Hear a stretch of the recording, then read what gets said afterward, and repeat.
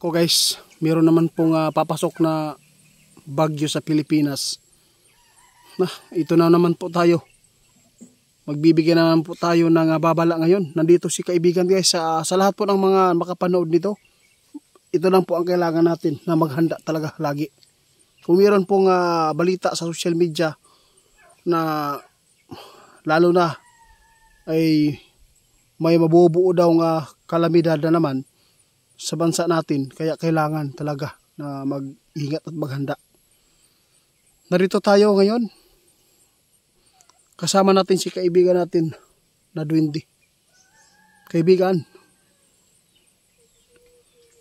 marami pong nag-request sa atin ngayon.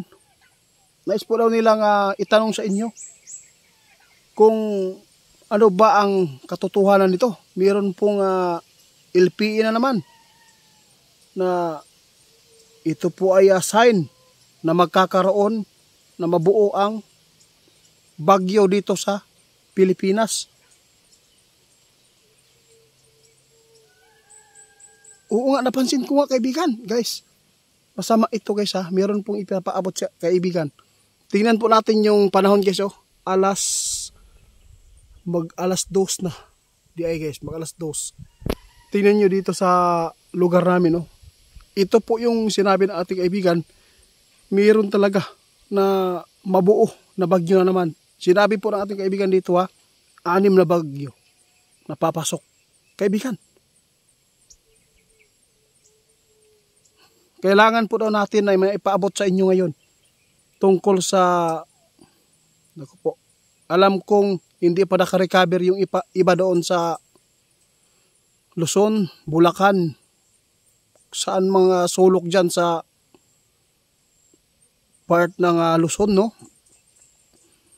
Mag-ingat kayo, sabi ng ating kaibigan. Hindi maganda itong bagyo na to, medyo may kalakasan din kaibigan.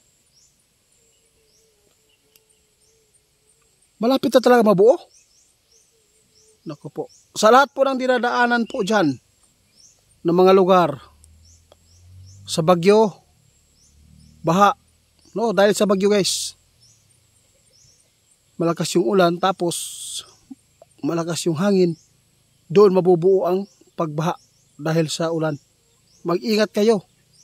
Kung sino man po yung mga tinatamaan po dyan na mga bahay, kawawa naman kayo. Kaibigan, hindi talaga ito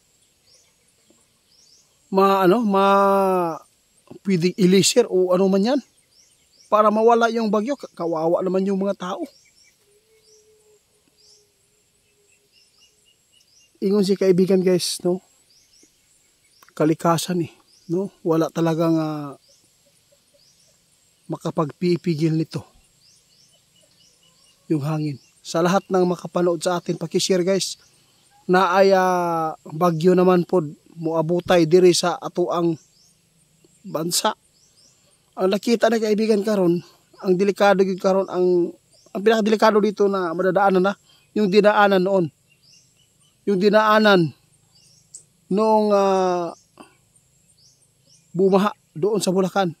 Mag-ingat kayo lagi. Lagi kayong dadaanan dyan. Bakit kayo kaibigan? Ano kaya nangyari? Bakit po sila lagi pong tinatamaan ng ganitong mga uri na kalamidad?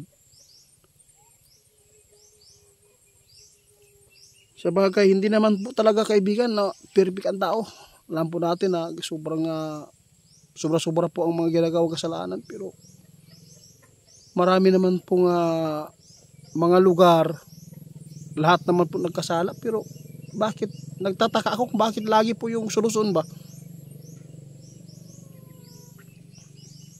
Kaya pala guys, dahil talaga, dahil sa daming tao dyan, sa daming makasalanan din, pero may panahon pa naman po siguro magbago para lang po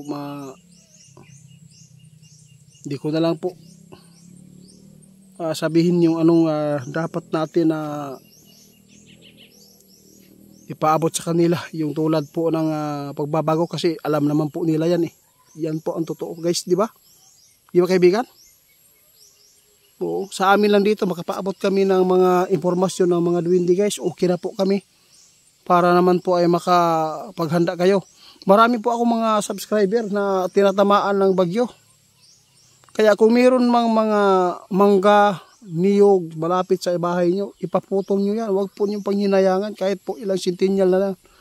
Ilang years na po yung dumaan dyan sa inyo. Sa tabi ng bahay nyo. Kaysa yun po ang tatapos sa buhay nyo. Yun po ang malaga dito na makapagbigay kami ng mga ganitong pagpapaabot kaibigan.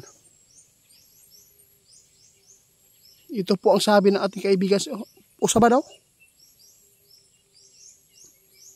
Grabe guys, naaawa si kaibigan.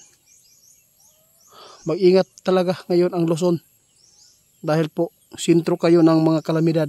No? Sintro kayo. Luzon yun guys, ang lagi pong nakikita ng mga kaibigan na matatamaan talaga ng mga hagupit. No? Lalo na yung bagyo ha, mag-ingat kayo dyan.